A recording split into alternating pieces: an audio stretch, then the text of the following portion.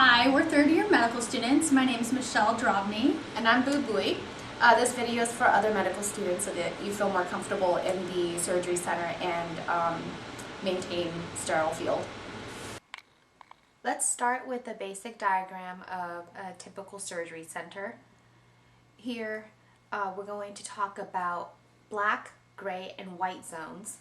Black zone is dirty, contaminated areas. This is where the public can walk with regular clothes. Once you cross the red lines in the hallways, you are entering the gray zone, which is clean but not sterile. Also in the when you enter the operating room, here I've drawn 4 operating rooms. It is still gray. Now let's zoom into an operating room and talk more. In the OR, as we mentioned, it is considered the gray zone, where it's clean but not sterile. The only white zone or sterile zones is the patient bed when they are draped, the back table with equipment, the Mayo stand, and the ring stand.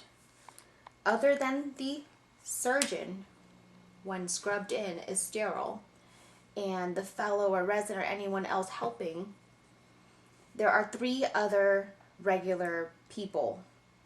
There is a scrub tech, who is also sterile.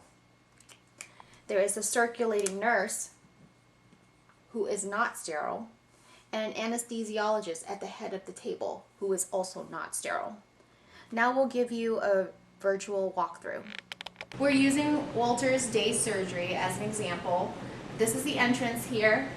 In this area is the black zone we were mentioning. You can wear regular clothes, but beyond this red line you must have scrubs on and a bouffant, and this is where you can find those caps. So since we're dressed properly, we can cross the red line. Before we enter the OR, let's make sure our attire is proper. That means our scrubs tops are tucked in, badge is displayed, bouffant cap on, eyeglasses on, and mask before we enter the OR. That is important.